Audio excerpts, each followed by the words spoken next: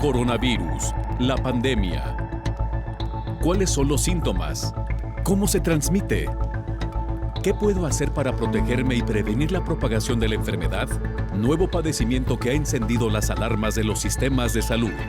Coronavirus, la pandemia. ¿Qué tal? ¿Cómo le va? Bienvenido a un programa más de Coronavirus, la pandemia. Le recordamos que esta es una producción de la Universidad de Guadalajara que se transmite a través de Canal 44, la señal de todos, y que llega a México y América Latina gracias a la señal de las televisoras públicas que transmiten esta emisión. Queremos saludar también a nuestra audiencia en Radio Universidad de Guadalajara e invitarles para que se pongan en contacto con nosotros a través de nuestras cuentas institucionales en Twitter y Facebook, @Canal 44 TV, y en WhatsApp en el 33 22 42 06 90. Hoy hablaremos de la regulación sanitaria para la introducción de medicamentos y vacunas que hagan frente al COVID-19. Ya la semana pasada hablábamos en este mismo espacio y lo seguiremos haciendo en los próximos días de los avances en los estudios, en las pruebas para encontrar la vacuna eficaz que haga frente a esta pandemia. El siguiente paso será ver la manera en que comenzarán a distribuirse estos fármacos, estos antídotos. También pues le contaremos que hoy México termina la disposición de sana distancia que de alguna manera se había impuesto a lo largo de varias semanas. Esto no significa que la población regresa a la nueva normalidad, significa simplemente que algunos giros productivos que estaban impedidos para trabajar lo harán a partir de este día, pero bajo ciertos lineamientos de seguridad. De todo esto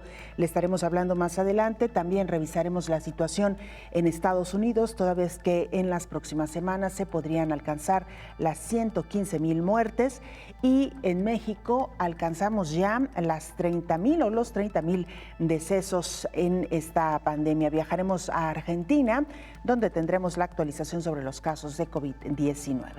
Así estamos iniciando. Los sistemas de salud mundial deben ir encaminados con las agencias reguladoras para facilitar y garantizar la calidad, seguridad y eficacia de los aparatos médicos, fármacos y vacunas. Se ha llegado el sexto mes del año sin que la tos, la fiebre y la afectación pulmonar cesen en el mundo. Los agigantados pasos de la pandemia COVID-19 son más rápido, que genera a la vez incertidumbre ante otro latente brote. Al dar inicio el último mes del primer semestre del año, ya suman 6.100.000 personas, esto es que cada 24 horas 12.700 han dado positivo al nuevo coronavirus, dejando a su paso sin respirar a 370.000 humanos. En la pandemia, varios sectores han cerrado filas para atacar las células malignas. En esta ocasión, las agencias reguladoras de medicamentos de 120 estados miembros de la Organización Mundial de la Salud activan sus sistemas para agilizar el acceso de los productos médicos y la proximidad de lo que podría ser los nuevos medicamentos y vacunas que están en estudio para combatir a la COVID-19. Ante la emergencia sanitaria mundial se plantean varios retos para fortalecer las agencias de cada país, para abordar el registro sanitario y la farmacovigilancia de los productos que deben estar disponibles en el mercado para hacer frente a la pandemia. La asesora de Sistemas y Servicios de Salud de la Organización Panamericana de la Salud y Organización Mundial de la Salud México, María Cecilia Acuña, indica que se debe desarrollar nuevos marcos regulatorios y relaciones entre las agencias regulatorias. El tener un sistema débil tiene repercusiones directas sobre los resultados de la salud de las personas. Los aparatos administrativos son una de las herramientas fundamentales para permitir la entrada de medicamentos, dispositivos médicos y vacunas al sistema de salud para cuidar y proteger a las personas. De lo contrario, dijo, se da la prescripción y venta de forma inapropiada. El acceso a medicamentos y vacunas seguras, eficaces y de calidad es una de las metas de los Objetivos de Desarrollo Sostenible número 3. En este punto, los sistemas regulatorios son fundamental ante cualquier contingencia sanitaria para el funcionamiento del sistema de salud. Las autoridades regulatorias nacionales en el caso de COVID-19 les compete establecer los marcos institucionales con que se va a utilizar el arsenal disponible de una forma transparente, imparcial, sin influencia y con financiamiento para que proveedores de servicios de salud puedan enfrentar la pandemia.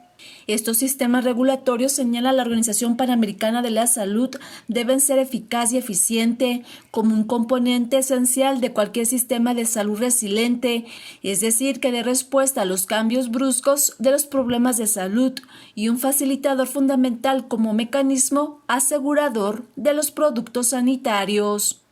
Informó Isaura López Villalobos. En Suiza, la sede de la Organización Mundial de la Salud, está ya preparado nuestro compañero Antonio Broto con su reporte. Antonio, te saludamos y te escuchamos.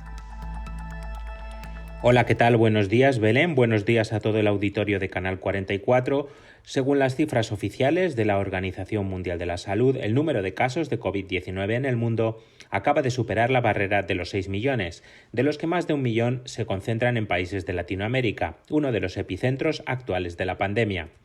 Los fallecidos a nivel global ascienden a 370.657, de acuerdo con el organismo con sede en Ginebra. América es la región más afectada, con 2,81 millones de casos, seguida de Europa con 2,14 millones y Oriente Medio, que este fin de semana superó el 500.000 de contagios. Por países preocupa especialmente la situación de potencias emergentes como Brasil, que también ha superado las 500.000 infecciones, y la India, que se acerca a los 200.000 casos. Entre tanto, la OMS debe afrontar también la tensión política con Estados Unidos, cuyo presidente, Donald Trump, anunció el pasado viernes la ruptura definitiva de relaciones entre su gobierno y la organización, en medio de la grave crisis que vive Estados Unidos con disturbios en numerosas ciudades del país tras la muerte del afroamericano George Floyd a manos de la policía. Reporto desde Ginebra para el programa Coronavirus, la pandemia. Muchas gracias, Antonio, por esta información. Saludamos en el estudio, como todos los días, al doctor Héctor Raúl Pérez Gómez. Doctor, bienvenido. Gracias por acompañarnos. Con mucho gusto. Doctor, pues hoy hablaremos de la regulación sanitaria mundial que existe, digamos, en términos generales para cualquier fármaco, para cualquier vacuna y, por supuesto, visualizando lo que puede venir una vez que se tenga el fármaco o la vacuna para tratar COVID-19. ¿Qué capacidades técnicas, institucionales o financieras deben tener precisamente los países para regular este mercado, doctor? Bueno, es un tema fundamental.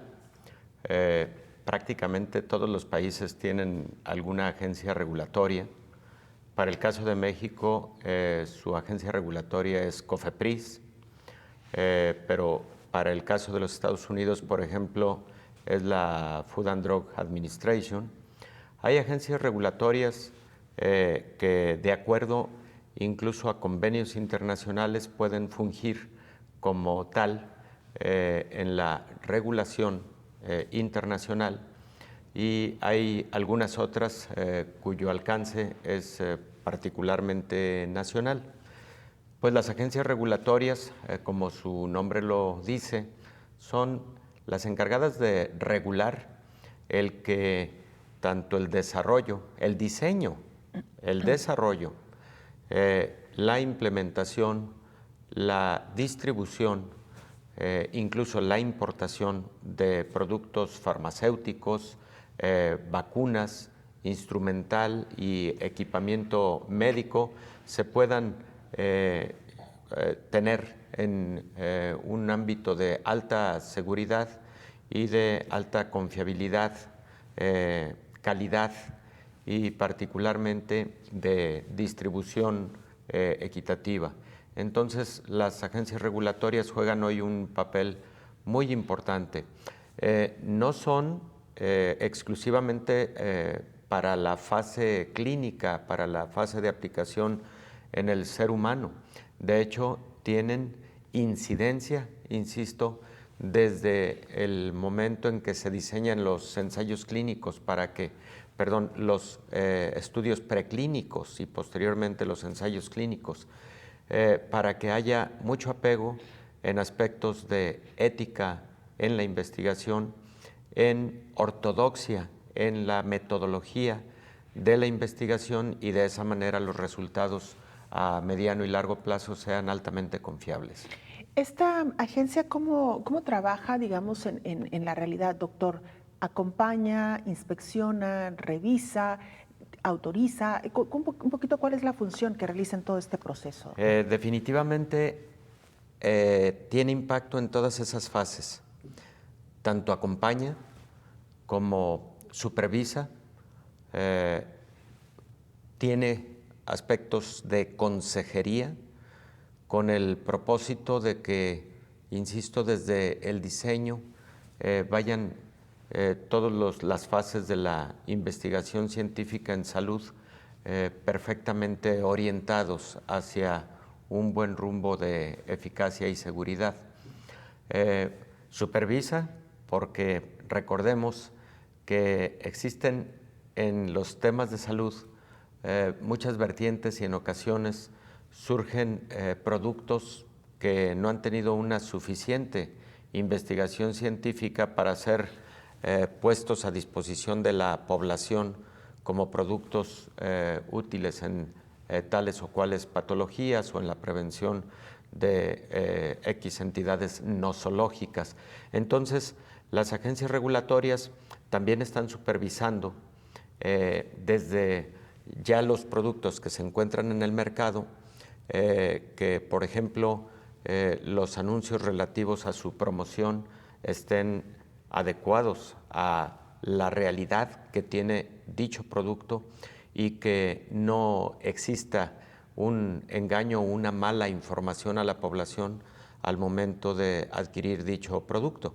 Pero de igual manera, las agencias regulatorias mantienen, por ejemplo, después de la fase de comercialización de un producto, mucha vigilancia, porque en esa conocida como fase 4, por ejemplo, de la investigación clínica, es cuando un producto ya se encuentra incluso en la población comercialmente disponible, pero se sigue haciendo farmacovigilancia.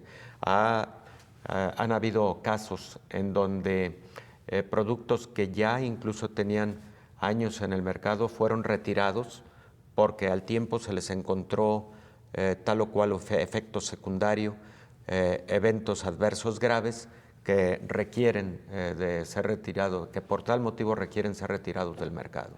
Pues muy interesante esta fase, esta parte del proceso de investigación, de creación de un nuevo fármaco, de una vacuna. Doctor, con esto por supuesto regresaremos porque todavía resta mucha más información. Hacemos una pausa, la primera, usted no se vaya, volvemos.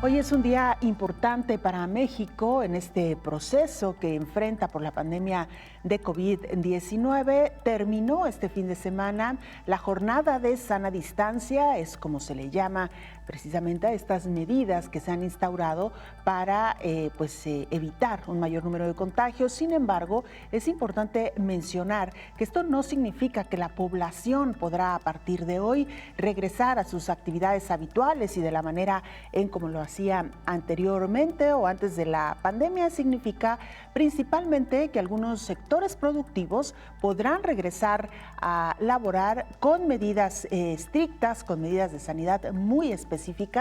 Sin embargo, también hay que señalar que algunos se preguntan por qué termina esta jornada de sana distancia cuando México hoy por hoy está en semáforo rojo. Este 1 de junio regresa México a la nueva normalidad con el semáforo epidemiológico en rojo, es decir, con riesgo máximo.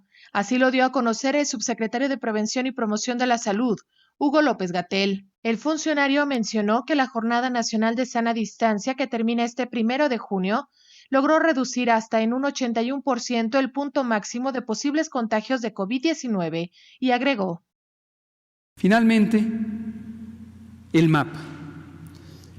El resultado de este semáforo se representa en un mapa y en este mapa se ve cómo están los estados en un momento del tiempo. Esta evaluación se hizo el 28 de mayo, es la más actualizada, es la que entra en vigor el lunes 1 de junio. Este es el estado en que estamos respecto al riesgo epidémico. Y aquí termino con este elemento. Al terminar la Jornada Nacional de Sana Distancia, así está el país, pero, y lo hemos dicho, no se acaban las actividades de seguridad sanitaria.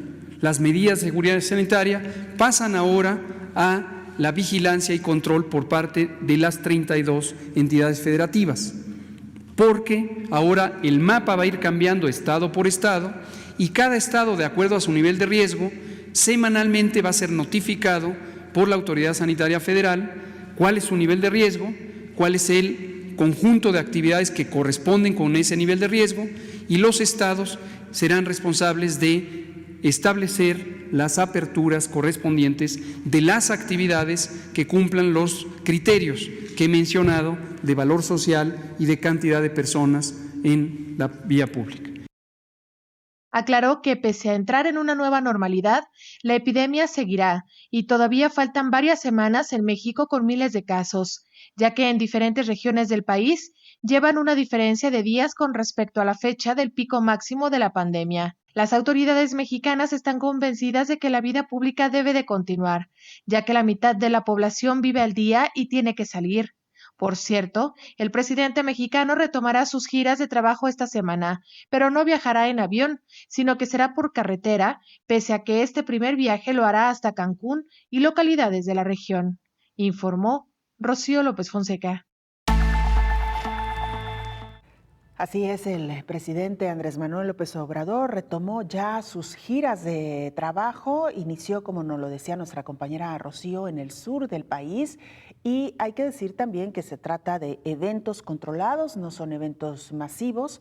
Se tiene un número específico de personas que podrán acompañar al presidente y también que podrán estar en los eventos, y también lo más importante, continuar con las medidas sanitarias que nos han impuesto y que nos hemos impuesto desde el inicio de esta pandemia. Por favor, no olvidarlo, lavarnos frecuentemente las manos, el uso de gel alcoholado en caso de que no se tenga de manera cercana algún lavabo o jabón para asear las manos, el uso del cubrebocas, que también se ha recomendado de manera generalizada, y, por supuesto, mantener la sana distancia entre las personas que nos rodean.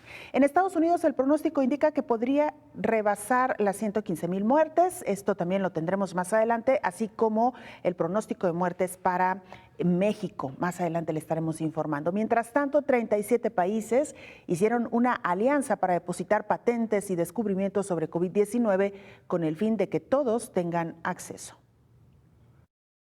Ante el temor del llamado nacionalismo de las vacunas, que ha ido en aumento, la Organización Mundial de la Salud y Costa Rica lanzaron la plataforma para intercambiar vacunas, pruebas, tratamientos y tecnologías contra la COVID-19.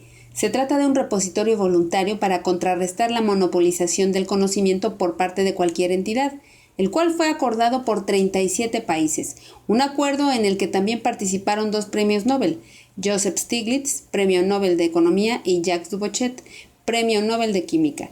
La iniciativa fue nombrada como Fondo de Acceso a la Tecnología, una iniciativa propuesta por el presidente Carlos Alvarado de Costa Rica, la cual tiene 5 elementos clave.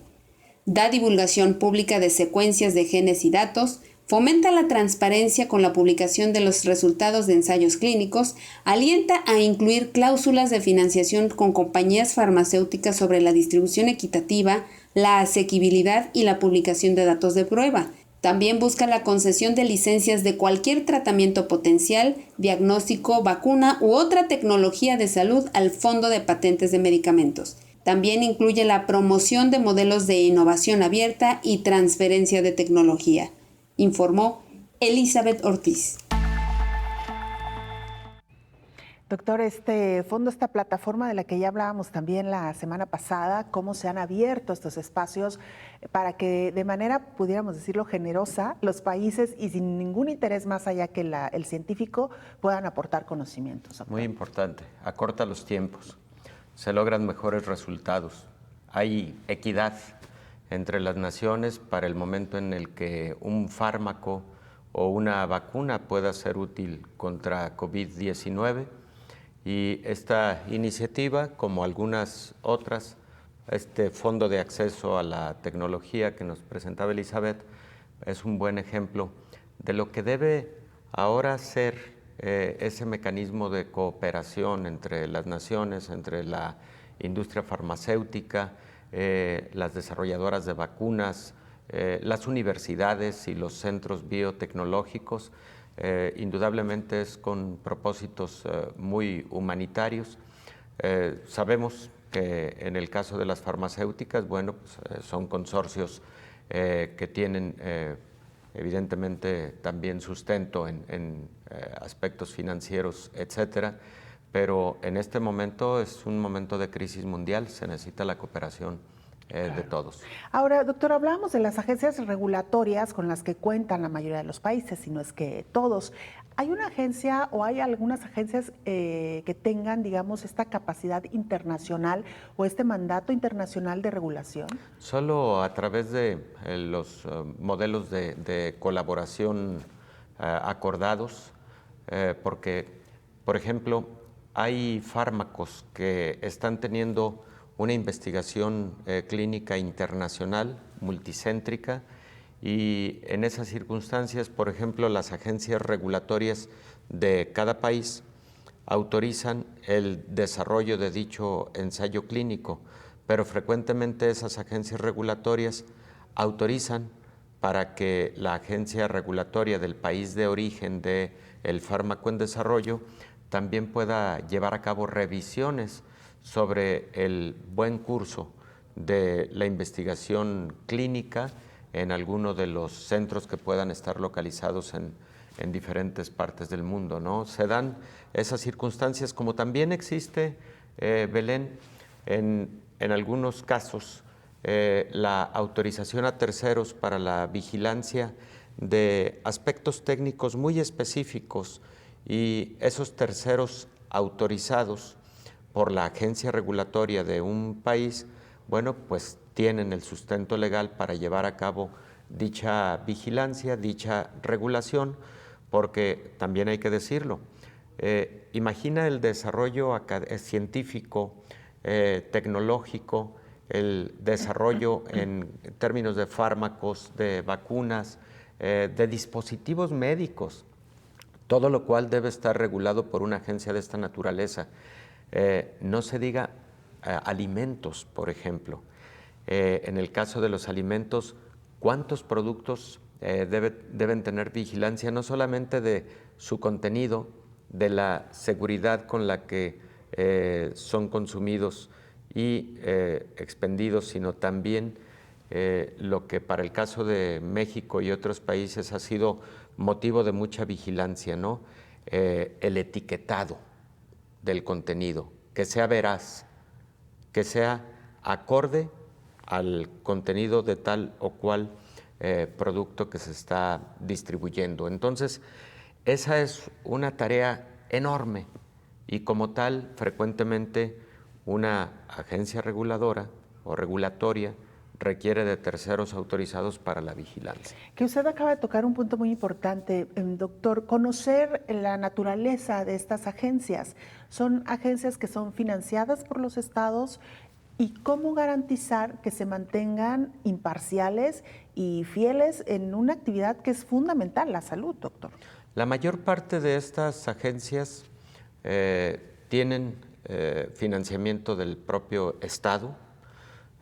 Los estados que tienen la obligación de dar certidumbre en términos de seguridad para la salud, y por ese motivo se asegura de alguna forma la imparcialidad, pero además estas agencias regulatorias tienen frecuentemente comités evaluadores para diferentes áreas, y estos comités y estos observadores externos también generan certidumbre, son fedatarios de calidad con propósitos de que existe imparcialidad en las decisiones que toma una agencia regulatoria. Existe una gama extensa de mecanismos a través de los cuales ejercen esa tarea tan importante para un país. Y evidentemente hay algunas de ellas que tienen mucho más,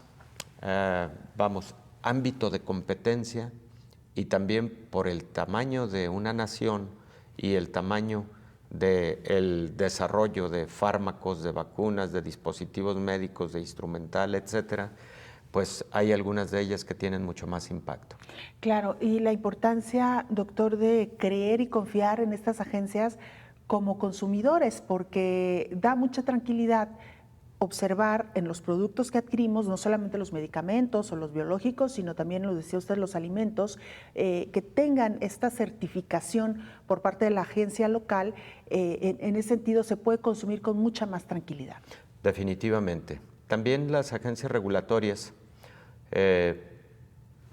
supervisan el adecuado funcionamiento de los establecimientos médicos, sean consultorios, sean hospitales de todo tipo, pero se encargan precisamente de identificar que lo que ahí se ofrece, los servicios, están apegados a mucha seguridad, a calidad integral y particularmente a buenas prácticas clínicas, un concepto internacional que prácticamente ha adoptado todo el mundo, y existe armonización de esos conceptos de buenas prácticas en la investigación clínica, en la investigación preclínica, de buenas prácticas en el desempeño ya de los servicios médicos que se otorgan en los hospitales, por ejemplo, y esa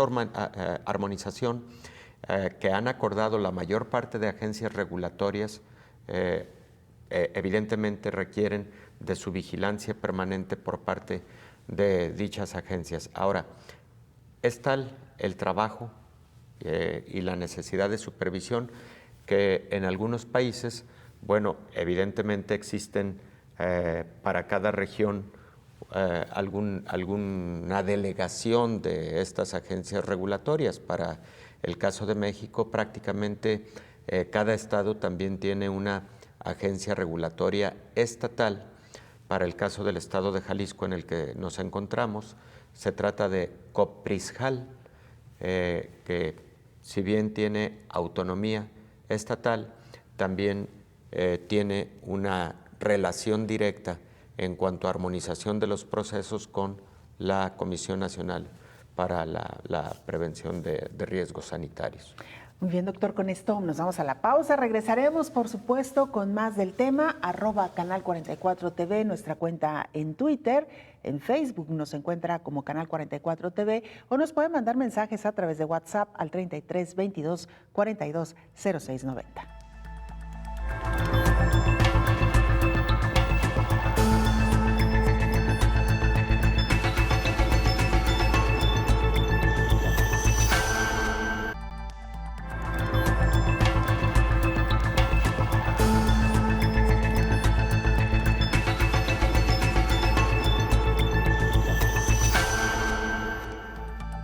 Se lo adelantábamos ya, Estados Unidos podría alcanzar las 115,000 muertes en las próximas semanas. México estaría llegando a los 30,000 decesos.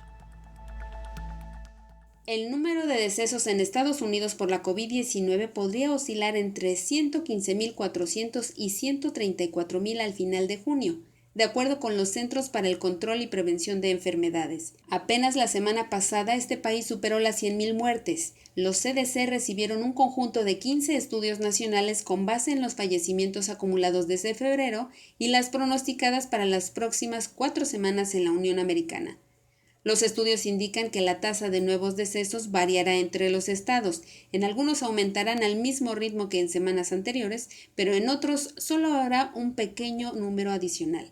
Los equipos de pronóstico predicen el número de muertes al utilizar datos COVID-19, información demográfica, de movilidad y la estimación del impacto del distanciamiento físico. En Europa, donde los países están en proceso de instalar una nueva normalidad, se reportó más de 159,000 muertes adicionales de las que se hubiera esperado en esta época del año, de acuerdo con la Organización Mundial de la Salud en la región. Por otro lado, en México, con una tasa de letalidad que ha llegado hasta el 11%, se espera un número máximo de hasta 30,000 muertes, dijo el vocero de la Estrategia contra la COVID-19 a los senadores en una comparecencia. Y precisamente fue uno de nuestros primeros anuncios de estimaciones, donde hablamos de 12,500 personas que podrían perder la vida, con un intervalo bastante amplio, donde justamente el límite era 6,000 y podría llegar hasta cerca de... Bueno, pues ahí tiene usted las declaraciones del doctor Hugo López-Gatell y del pronóstico que se espera tristemente para Estados Unidos también. Saludamos en la línea telefónica al doctor Fernando Fon. Él es director médico y de Asuntos Regulatorios de la Asociación Mexicana de Industria de Investigación Farmacéutica. Doctor, ¿cómo le va? Gracias por aceptar esta conversación.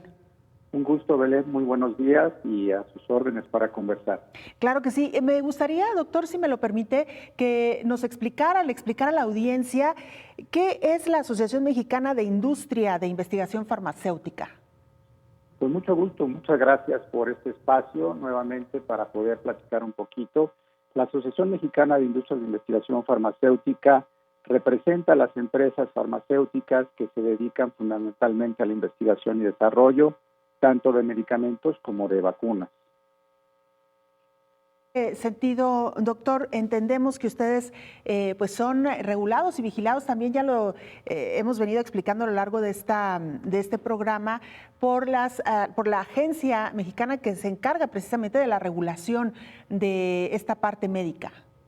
Es correcto, nuestra agencia sanitaria en México, la COFEPRIS, al igual que las agencias internacionales que normalmente hemos estado escuchando durante esta contingencia, la agencia en los Estados Unidos, la FDA, la Agencia Europea del Medicamento, es su rol proteger a las poblaciones de los países correspondientes contra los potenciales riesgos sanitarios. Y es muy importante la pregunta porque justamente nuestra agencia COFEPRIS tiene ese rol en México de protegernos contra los riesgos sanitarios y por lo tanto de ahí emana este marco regulatorio que permite que los insumos para la salud, y al igual que el resto de los sectores que regula COFEPRIS, porque es importante mencionarlo, no únicamente regula el sector de medicamentos, pero en el caso de medicamentos, esta regulación tiene que cumplir con un propósito que es asegurar que los insumos para la salud cuenten con 3 características indispensables: seguridad, eficacia y calidad.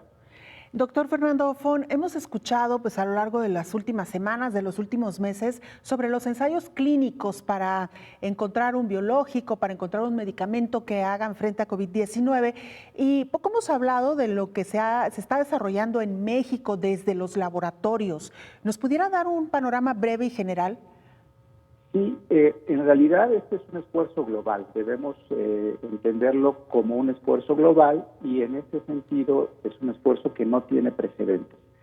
Derivado de esta condición de pandemia que se declara por la Organización Mundial de la Salud, las distintas empresas farmacéuticas y los distintos cuerpos científicos, académicos, universidades, los propios gobiernos, insisto, a nivel global, y las agencias sanitarias se han puesto a colaborar de manera organizada y coordinada, incluso a través de la Organización Mundial de la Salud, buscando tener estos elementos que nos permitan combatir de una manera más eficiente esta situación de afectación e impacto global. Y en ese sentido, en el campo del desarrollo tanto de los medicamentos que pudieran ser útiles para esta enfermedad como de las vacunas, pues la participación de los distintos países es diferente, pero insisto, en términos de un mismo propósito que es combatir a esta enfermedad. ¿No? México tiene una participación desde luego importante. Recientemente el canciller Marcelo Ebrard hizo el anuncio de la participación formal de México en este grupo de países que están haciendo desde hace varios años actividades en contra o buscando alternativas para distintos escenarios de pandemia, y ahora, en este que estamos viviendo, México forma parte de este grupo CEPI, pero también hay otros esfuerzos internacionales insisto, coordinados por la OMS, que nos permiten saber que al día de hoy hay más de 130 candidatos a vacunas que se están desarrollando actualmente, que están en las distintas etapas, y aquí me permitiría hacer un muy rápido paréntesis para dar un mensaje general acerca de esas etapas de investigación y desarrollo que se requiere cubrir para tener una vacuna. Los medicamentos, y dentro de los medicamentos las vacunas, pueden tomar en su proceso de investigación y desarrollo hasta 15 años. Esto es muy importante mencionarlo porque derivado de este esfuerzo sin precedente de conjuntar a todos estos actores, vamos a poder tener en un escenario ideal una vacuna en un periodo de tiempo reducido. Estamos hablando de 18 a 24 meses, que es el objetivo que se ha trazado estos diferentes grupos de investigación para poder tener una vacuna que tenga estas tres características que mencionaba: seguridad, eficacia y calidad, y que pueda ser utilizada por los pacientes, por las personas que lo van a requerir de manera prácticamente simultánea. Estamos hablando de tres grandes retos en el desarrollo de una vacuna. El reto de la investigación es reducir esos tiempos de investigación y desarrollo a estos 18 o 24 meses. El reto de la fabricación, que es poder poner a disponibilidad de los millones de seres humanos que vamos a requerir esas dosis de vacunas de manera simultánea, y para ello el sector farmacéutico está haciendo ya adecuaciones a los sitios de fabricación para poder estimar, poder tener esta producción asegurada para la población mundial. Y el tercer reto es el reto regulatorio. Regresando un poquito a la pregunta de COFEPRIS, el reto regulatorio significa que nuestra agencia sanitaria pueda tener estas capacidades de regulación lo suficientemente robustas para asegurar la seguridad, calidad y eficacia, pero también lo suficientemente flexibles para poder tener la vacuna disponible en las instituciones de salud en un tiempo récord. Hoy, fuera del escenario de pandemia, un insumo para la salud que llegue a COFEPRIS a solicitar su registro sanitario, que es un documento fundamental y que permite justamente descansar esa decisión sanitaria, puede tomar del momento de la solicitud al Comité de Moléculas Nuevas hasta que está disponible a las instituciones. Un insumo para la salud puede tomar hasta 4 años. Entonces sí vemos importante tener estos mecanismos en COFEPRIS, pero también en el Sistema Nacional de Salud, a partir del Consejo de Salubridad General, para poder tener unos tiempos más eficientes, y esto lo estamos conversando con las distintas instancias e instituciones para poder tener el seguimiento de las distintas solicitudes que pudieran empezar a llegar en México en breve con respecto a vacunas y medicamentos. Doctor Fernando Fon, nos acompaña en el estudio el infectólogo Héctor Raúl Pérez Gómez. Quiere también hacerle algunas preguntas. Adelante, doctor. Muchas gracias. Doctor Fon, buen día. Muy buenos días, doctor. Me da mucho gusto saludarle. Quisiera preguntarle específicamente del caso de candidatas a vacunas. ¿Cuáles de ellas serán en las que México participe en ensayos clínicos a partir del anuncio del secretario Marcelo Ebrard de la participación económica de México para poder ser incluido en estos protocolos clínicos? Muchas gracias por la pregunta. Es muy pertinente y relevante saber justo en cuál de estos distintos estudios. Actualmente hay 10 de estas más de 130 candidatos a vacunas que mencionaba en el registro de la Organización Mundial de la Salud. Hay 10 que están ya en las etapas clínicas. Como usted sabe, el proceso de investigación tiene la etapa de preclínica y la etapa clínica, cuando estamos hablando ya de empezar a participar o a estudiar estos candidatos a vacunas o los medicamentos en general en los seres humanos. Particularmente en este momento, México no tiene una participación específicamente identificada para alguno de estos candidatos, pero lo que tenemos claro es que México ya levantó la mano para mostrar el interés en participar en estos estudios. Las empresas que están establecidas en México, que tienen expertise en el desarrollo de vacunas, están haciendo lo propio, trabajando para evaluar cuáles serían los centros de investigación que podrían participar en algún protocolo en las próximas fechas. En este momento México no tiene un protocolo asignado, son estudios todos estos multicéntricos, por lo tanto la oportunidad está presente, pero sí es importante tener el dato claro. En este momento aún México no está participando en ninguno de los estudios que han iniciado la fase clínica. Hay ocasiones en que la COFEPRIS requiere para poder otorgar el registro sanitario el que existan estudios clínicos, ensayos clínicos en la población mexicana. ¿Cree que ese va a ser el caso para vacuna o para algunos de los fármacos que se encuentran en investigación clínica en estos momentos? Porque el tiempo apremia y creo que es fundamental que existan métodos de una rápida regulación y particularmente una rápida autorización para la utilización de estos medicamentos a nivel nacional y en su momento en todo el mundo, por supuesto. Sí, totalmente de acuerdo con su observación.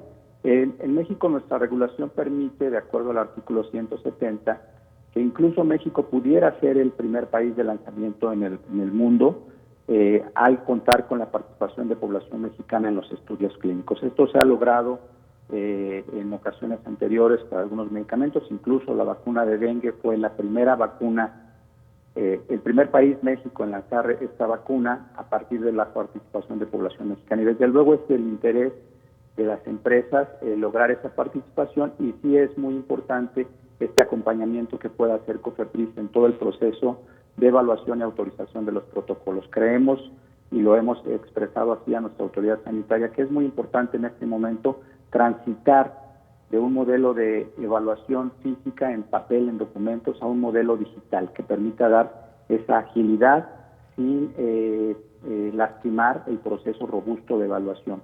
Hoy en día, por las condiciones que tenemos, el movimiento de la información se hace en papel, y si aunamos las disposiciones de reducir las actividades y el contacto de las personas, esto va poniendo espacios de tiempo que se podrían optimizar, se podrían reducir si contamos con un sistema electrónico. Esto que plantea usted, doctor, es fundamental para poder tener a México en la vanguardia y poder ser un país que pueda ser candidato a recibir los estudios clínicos, tanto de vacunas como de medicamentos, siempre y cuando logremos transitar de esta figura física, que es en este momento un impedimento para que avance rápidamente la evaluación, a una tecnología digital que permita la evaluación de los documentos de manera virtual.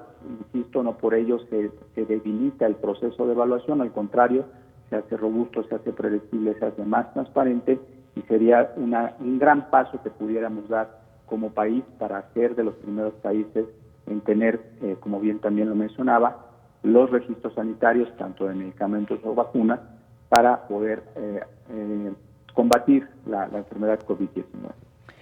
Muy bien, doctor Fernando Fon, le agradecemos su tiempo, su información. Seguimos en contacto, si nos lo permite. Será un gusto, Belén. Doctor, un gusto conversar con usted y estoy a sus órdenes. Igualmente, gracias. Gracias. Doctor. Es el doctor Fernando Fon, él es el director médico de Asuntos Regulatorios de la Asociación Mexicana de Industria de Investigación Farmacéutica. Hacemos una pausa, regresamos.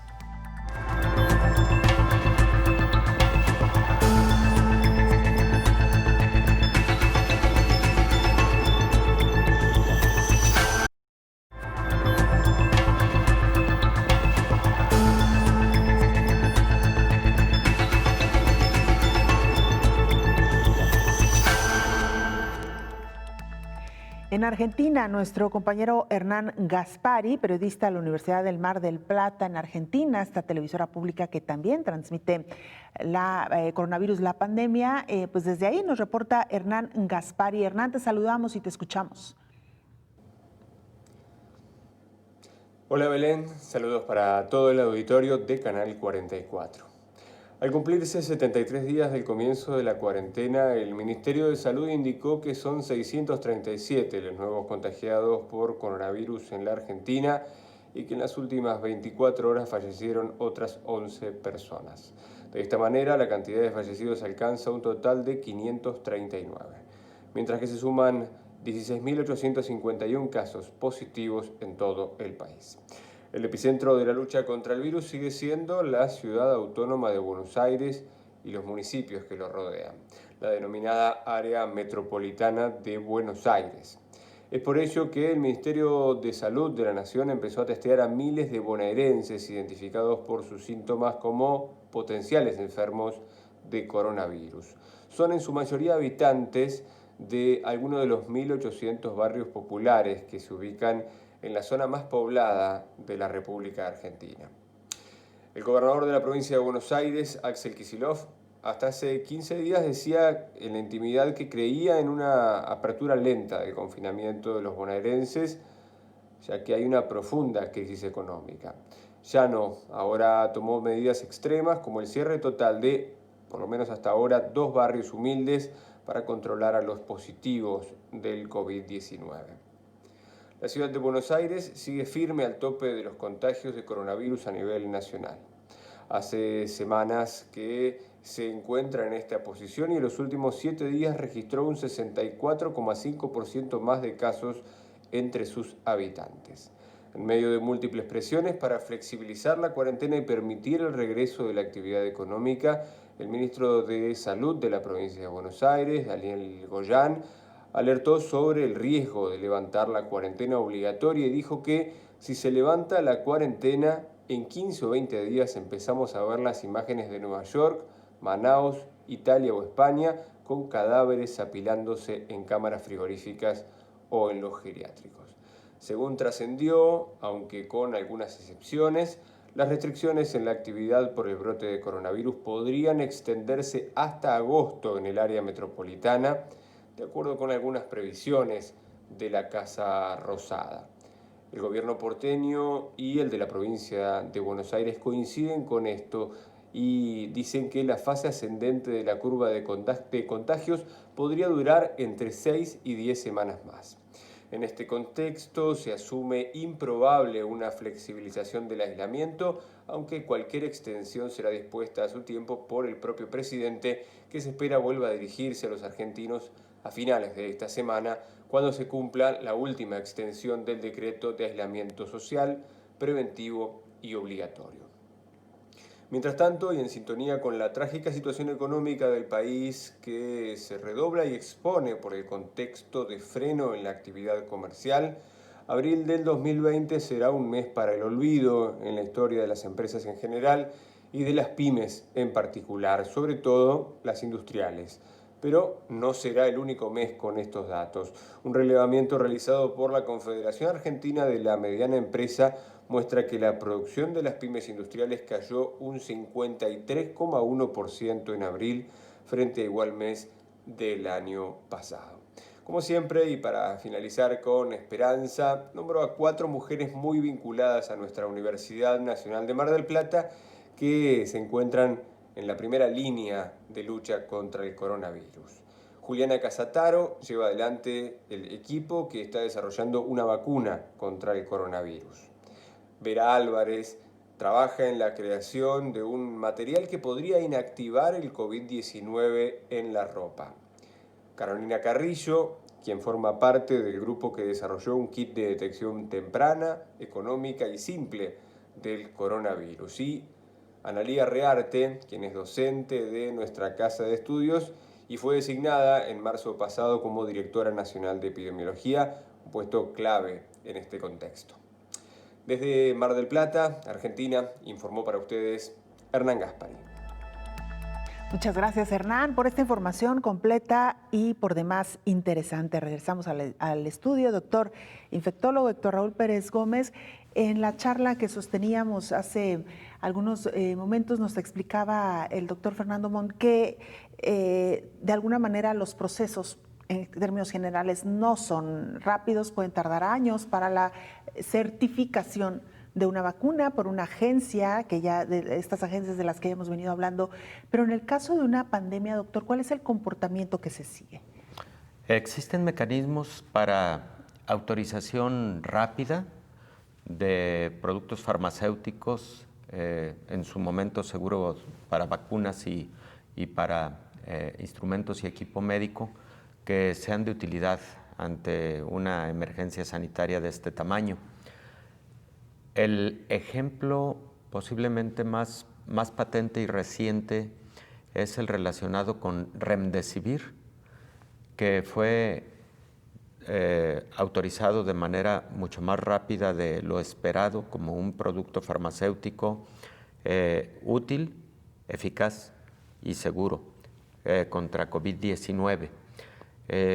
La Food and Drug Administration de los Estados Unidos, la FDA, cuando había transcurrido la mitad del estudio, un estudio diseñado para llevarse a cabo con 1,200 pacientes aproximadamente, cuando habían incluido 606 pacientes en el estudio, se observó la gran utilidad, el gran beneficio de Remdesivir por vía intravenosa en pacientes críticos con COVID.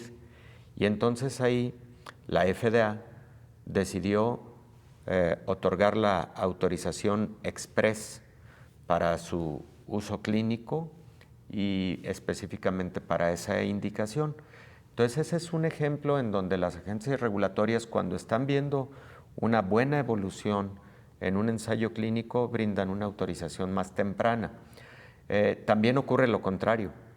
Cuando un fármaco que está en desarrollo, en investigación, exhibe un alto número de eventos adversos graves, la agencia regulatoria puede tomar la decisión de suspenderlo, frecuentemente incluso con el informe que le rinde la compañía farmacéutica que lo está llevando a cabo, y puede cortarse también, suspenderse un ensayo clínico cuando no están siendo los resultados esperados. Entonces, ¿qué es lo que esperamos con relación a COVID-19?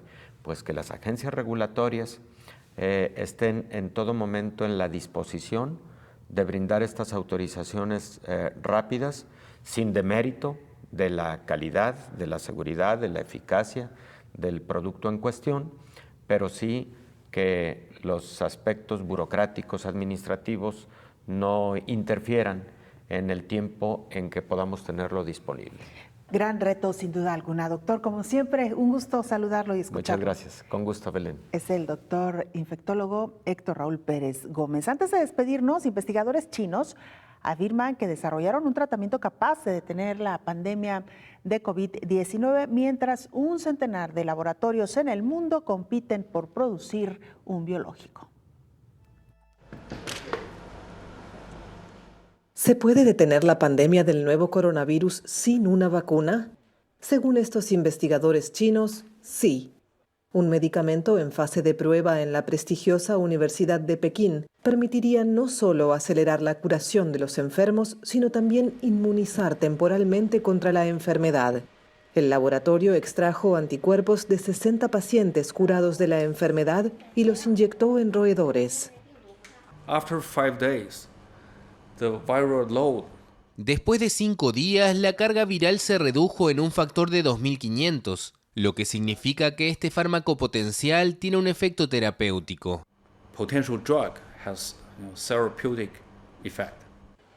Según este científico, el tratamiento podría estar disponible antes de fin de año. Nuestro equipo ha estado trabajando día y noche en busca del anticuerpo neutralizante. Somos expertos en la secuenciación de célula única, no inmunólogos ni virólogos. Cuando nos dimos cuenta de que el enfoque genómico unicelular puede encontrar eficazmente el anticuerpo neutralizante, nos llenamos de alegría.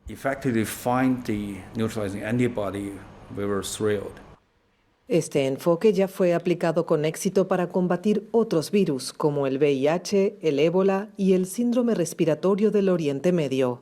La Organización Mundial de la Salud advirtió que, aunque más de un centenar de laboratorios mundiales se lanzaron en la búsqueda de una vacuna, esta podría no estar disponible hasta dentro de 12 a 18 meses. Por eso, un tratamiento a base de anticuerpos podría ser más rápido de difundir en la población. De esta manera nos despedimos. Gracias por habernos acompañado. Le invitamos para que nos acompañe en la siguiente emisión. Hasta entonces. Coronavirus, la pandemia.